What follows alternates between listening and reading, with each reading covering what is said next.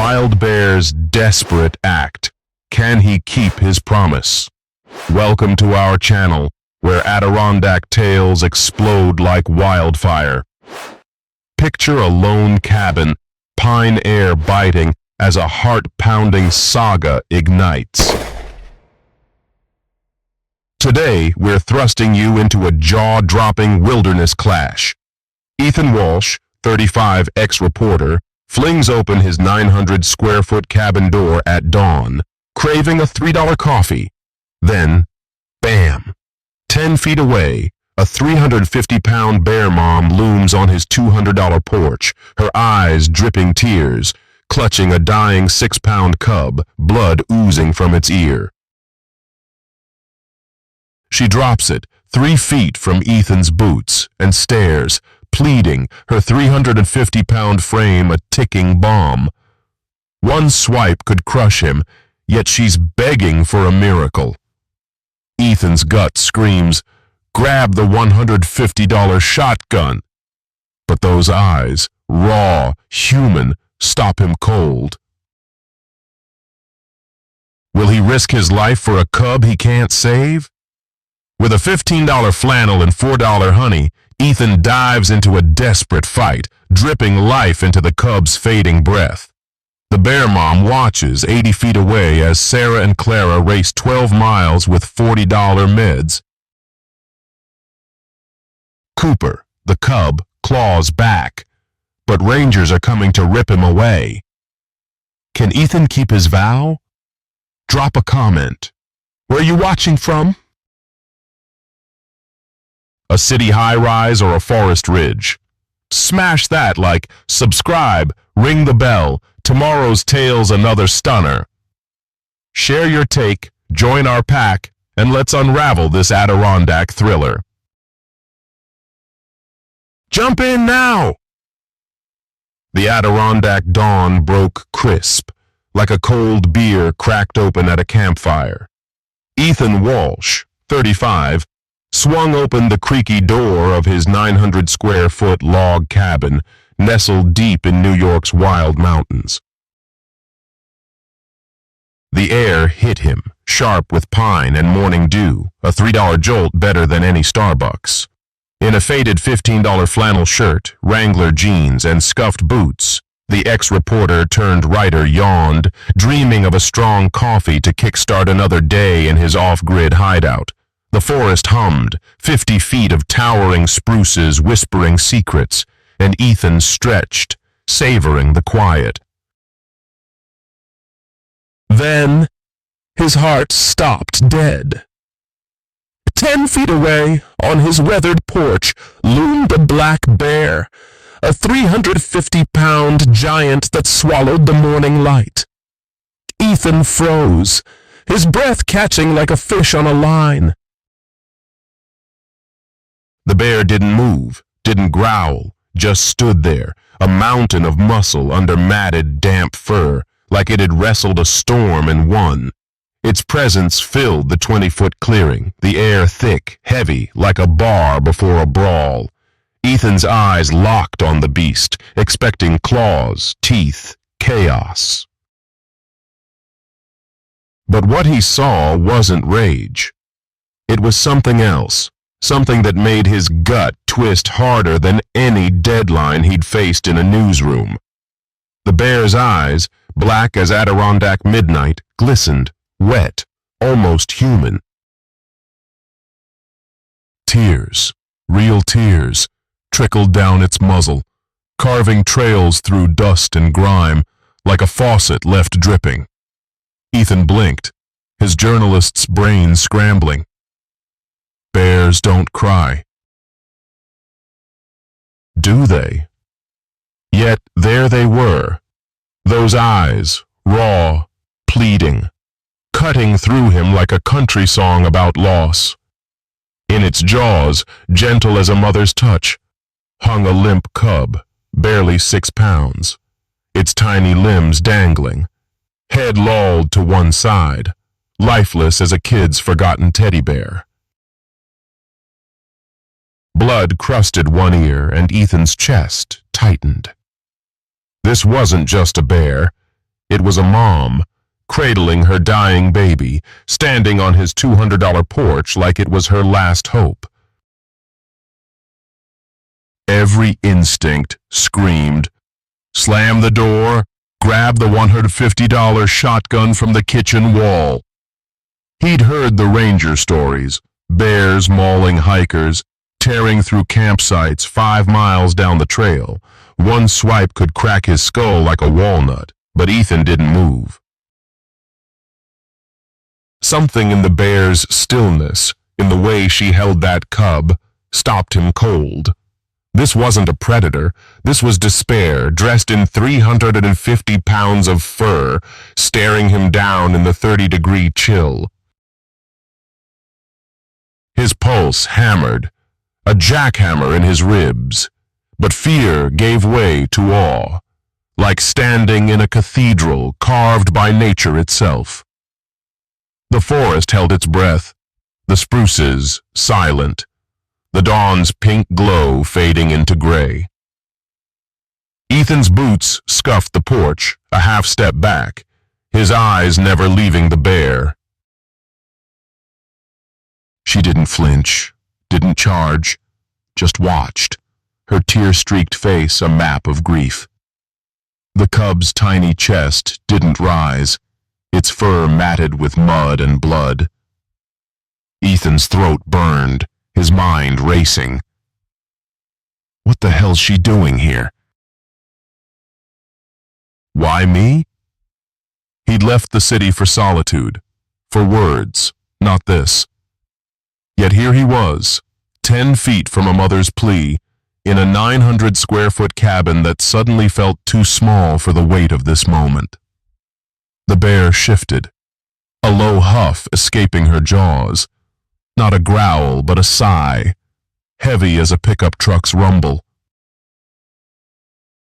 Ethan's hand twitched, inches from the door, but he stayed put. Aisle 2 of a Savannah grocery store was a world away. This was the Adirondacks, raw, untamed, and this bear had chosen his porch. Something big was coming, bigger than a $3 coffee or a quiet morning.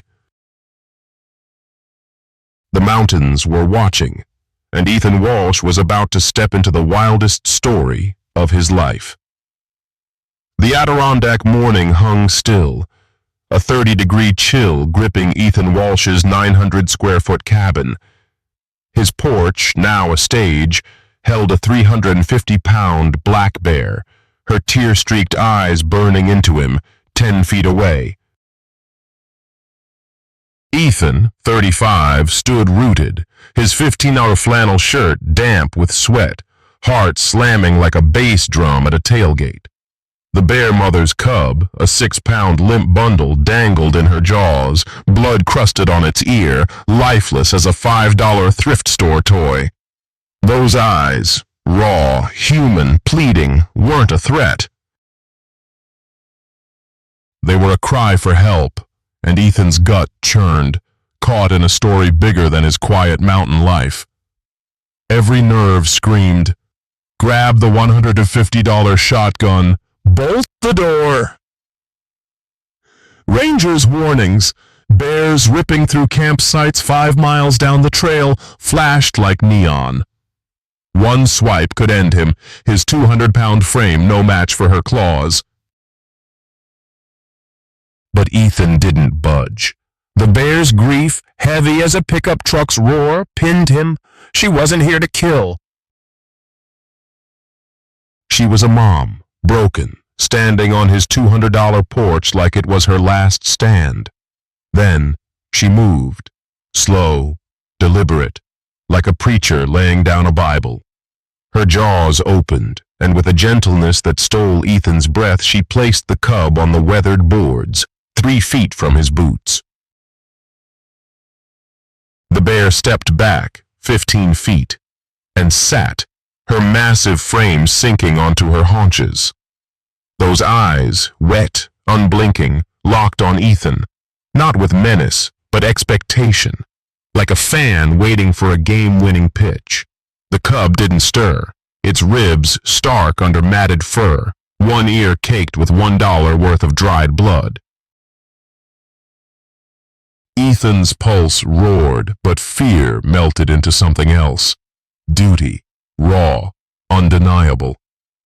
He dropped to his knees, inches from the cub, ignoring every Adirondack horror story. His hand hovered, trembling, then touched the tiny chest.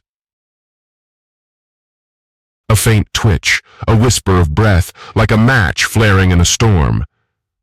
It was alive. Barely. "I'll do my best, okay?" Ethan's voice cracked, a promise to a bear who shouldn't understand. Her huff, soft as a barroom sigh, felt like a nod. Ethan's eyes flicked to the shotgun, then back to the cub. "No, not today." He scooped the cub, light as a $10 football, wrapping it in his flannel, its cold fur chilling his skin. The bear didn't move. 15 feet away, a 350-pound sentinel in the dawn's gray light. Ethan backed into the cabin, slow, no sudden moves, expecting a roar, a charge. Nothing. Just silence, thick as Adirondack fog, and those eyes, watching, trusting, like she knew something he didn't. Inside, Ethan laid the cub on his $250 sofa, heart racing like a dirt bike on a back road. He grabbed $5 towels, a $10 heating pad, anything to warm the 6-pound life fading fast. The cub's ribs quivered, a flicker of fight in its tiny frame.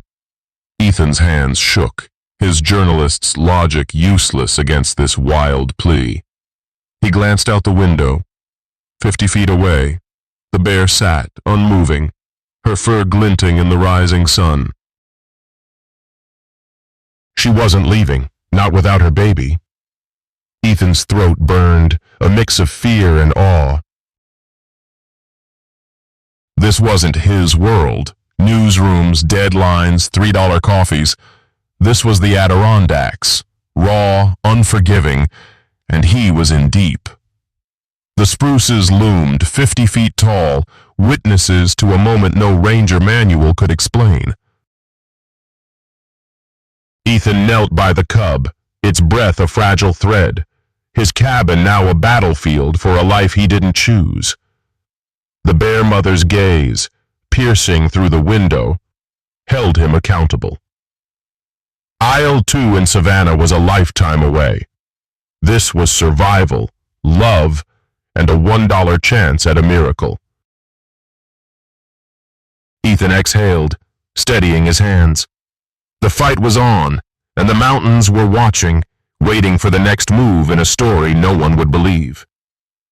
The Adirondack dawn clung to Ethan Walsh's 900-square-foot cabin, a 30-degree chill seeping through the walls. Inside, Ethan, 35, knelt by his $250 sofa, where a 6-pound bear cub, wrapped in his $15 flannel, fought for life.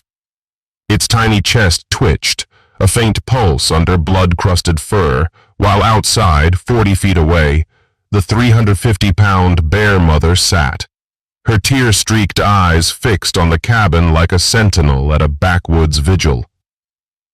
Ethan's heart pounded, a jackhammer in his chest, his ex-reporter's instincts useless against this wild drama.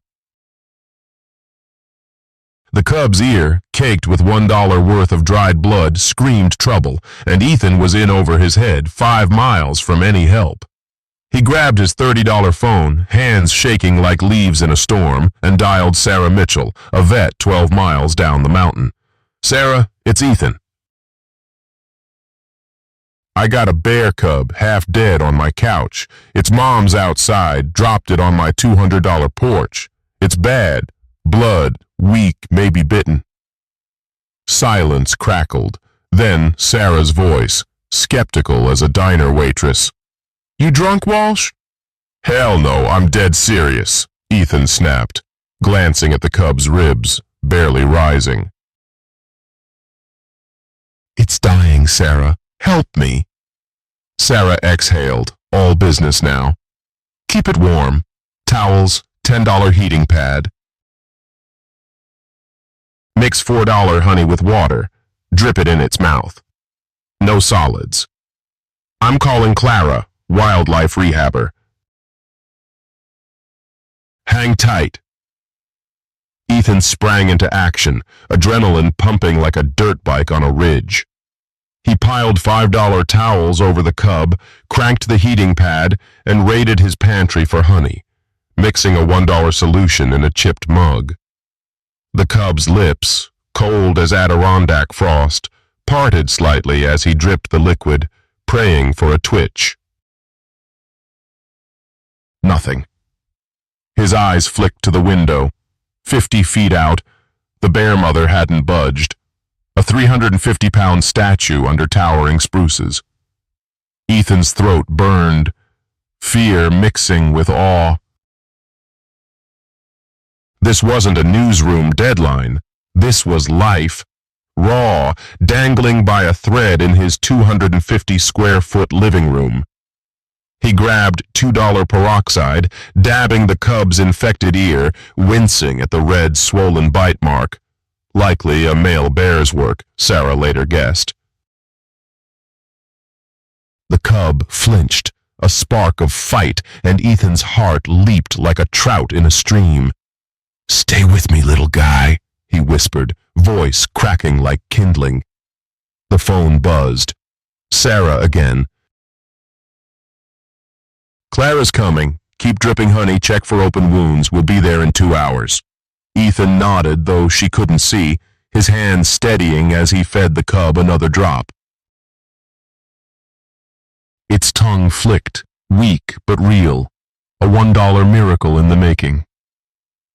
Time crawled, the cabin a pressure cooker under the 50-foot pines. Ethan sang softly, some half-remembered country tune, watching the cub's chest, praying for each shallow breath.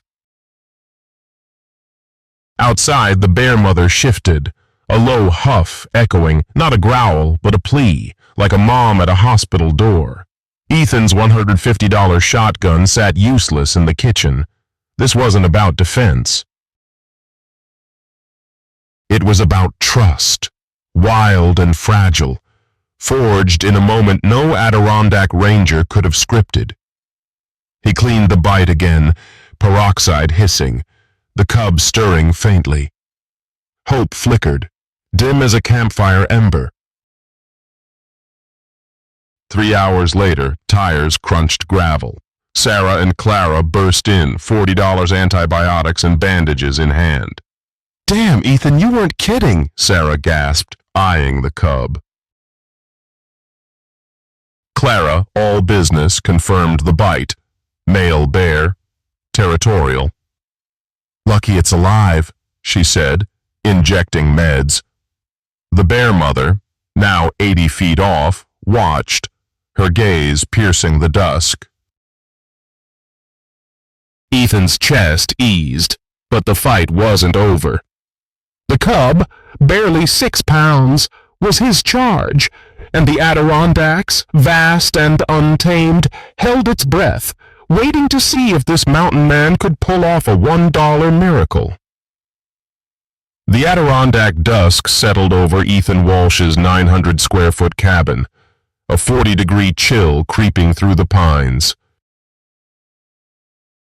Inside, the 250-square-foot living room glowed, a $10 heating pad humming under a pile of $5 towels, cradling Cooper, a 6-pound bear cub. Ethan, 35, hovered like a nervous dad, his $15 flannel shirt stained with $2 peroxide and hope. Cooper's chest rose steadier now, the infected bite on his ear, cleaned and bandaged with $40 antibiotics, no longer oozing. Outside, 80 feet away, the 350-pound bear mother paced, her shadow a restless giant under 50-foot spruces, watching Ethan's $200 porch like a hawk circling a nest. The cub was fighting, but time was a ticking bomb. 2 weeks had passed since Sarah Mitchell and Clara, the wildlife rehabber, saved Cooper from death's door. Ethan's cabin, once a writer's retreat, was now a bear nursery. Cooper, named for a scrappy Adirondack shortstop, had gone from limp to lively, his 6-pound frame scampering across the hardwood, chasing a 0-50 tennis ball like a pup at a county fair. Ethan grinned, tossing the ball, but his gut twisted. Each playful tumble, each curious sniff, tightened a bond he knew couldn't last. He left $5 cans of salmon on the porch, 25 feet from the door, for the bear mother. She'd take them sometimes, but kept her distance, like a loner at a bar, wary of handouts. Ethan's $30 phone buzzed at noon, shattering the quiet. Jane Harper, the local deputy, her voice all gravel and grit, cut through. "Ethan, word's out about your cub. Wildlife folks are coming in 3 days to take him." "Mom too, maybe. You gotta decide what's next." Ethan's heart sank, heavy as a $150 shotgun he hadn't touched.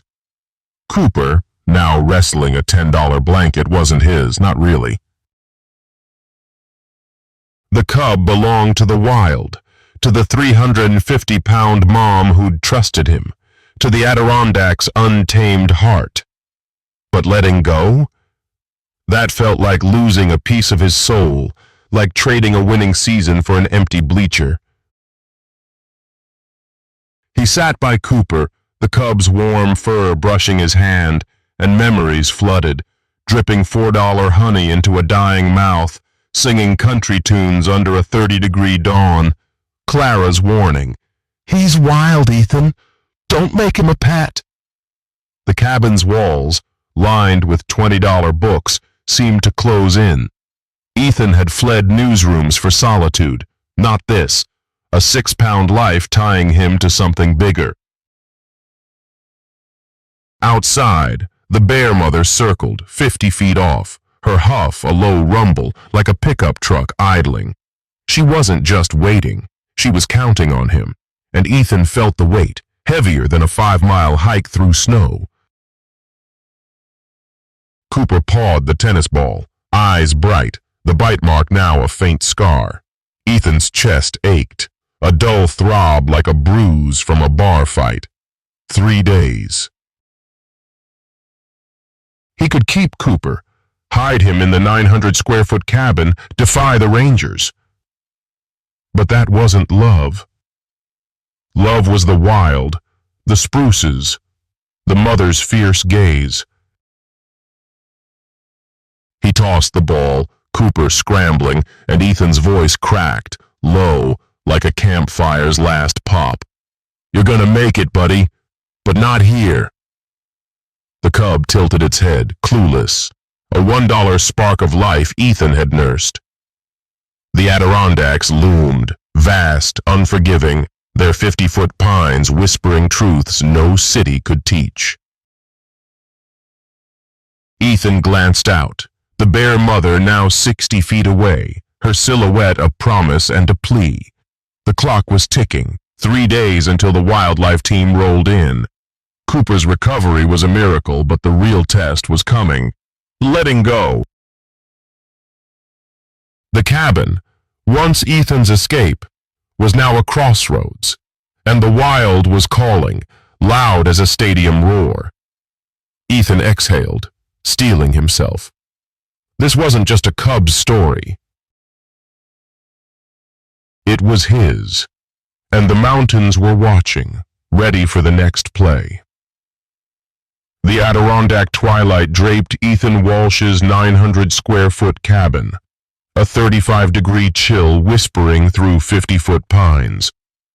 Inside, Cooper, a 6-pound bear cub, tumbled across the 250-square-foot living room, batting a 0-50 tennis ball like a kid at a county fair.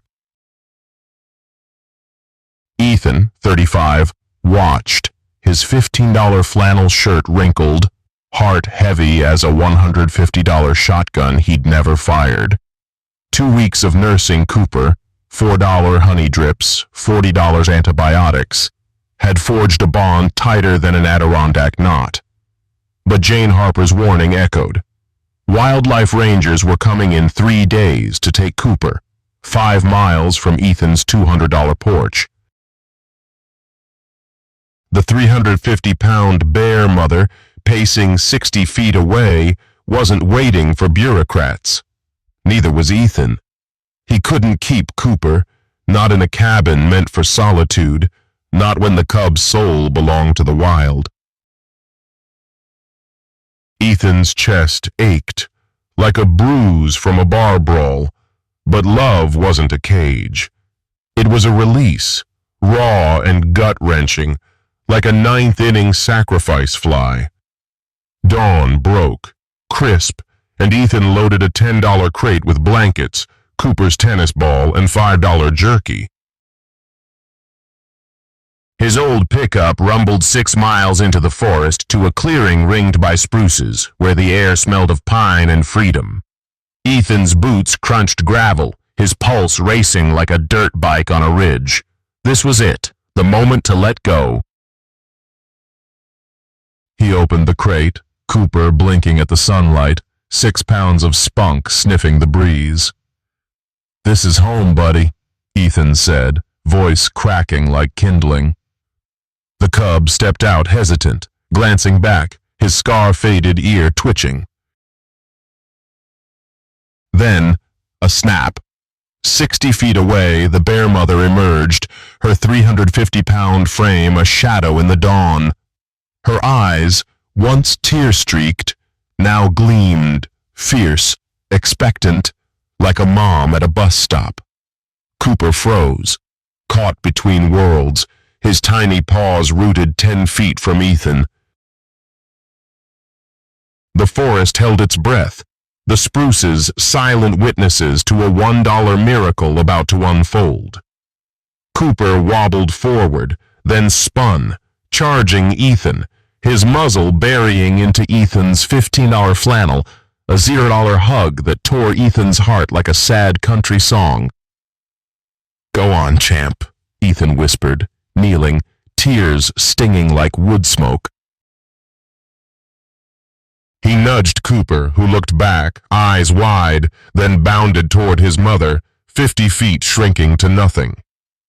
The bear mother huffed, soft, and nosed her cub, checking every inch of his 6-pound frame, as if counting scars. Ethan's throat burned, his hands clenched, watching a reunion he'd fought for under a 30-degree sky. Then she turned, the bear mother's gaze locking on Ethan, 60 feet away. She tilted her head, a slow nod, like a neighbor saying thanks at a barbecue. Ethan's breath caught, a $1 gesture heavier than a mountain. She led Cooper into the pines, the cub glancing back once, a .50 tennis ball left behind. Ethan stood, alone, the clearing empty, his 200-pound frame small against the Adirondack's vastness. Months later, he found wild berries, $0, piled neatly on his porch like a postcard from the wild. Each fall, more came, berries, pine cones, a $0 stone, proof the bear mother remembered. Ethan's $250 sofa stayed empty, but his heart didn't. Cooper, once a dying spark, had taught him love means letting go, like tossing a fly ball to the stars. The 900-square-foot cabin, once a hideout, was now a shrine to a $1 bond that crossed species. Savannah's Isles were worlds away. This was the Adirondacks, where truth roared louder than a stadium. Ethan sipped $3 coffee, gazing at the 50-foot pines, knowing Cooper roamed free, 6 miles deep in the wild. The berries kept coming, and Ethan smiled, the mountains whispering, "Some stories don't end, they echo, like a campfire's glow in a New York night." Hey, Adirondack adventurers! Wasn't Ethan Walsh's wild ride with Cooper a heart-pounding trip? From a 350-pound bear mom's desperate plea to a $1 photo finish in the pines, this tale's pure mountain magic. We're dying to hear your thoughts. Did Ethan's grit and that Cubs fight hit you hard? Got a story of bonding with nature, like a campfire under the stars? Drop it in the comments. Where you watching from? A New York cabin, a city high-rise, or a small-town porch? Your voice fuels our $3 coffee-fueled saga. If this story grabbed you, smash that like button, hit subscribe, and ring the bell. Tomorrow's tale's another wilderness stunner. Ethan's choice, Cooper's leap, that bear mom's nod, it's all about heart, y'all. Share what moved you, where you're tuning in, and let's keep this forest fire burning. Ever faced a moment where trust beat fear? Tell us. Every comment lights up our 900-square-foot story cabin, so grab that keyboard and join the pack. What's your take on this Adirondack epic? Where's your spot on the map? Let's hear it, and we'll catch you tomorrow for more untamed truth, straight from the mountains.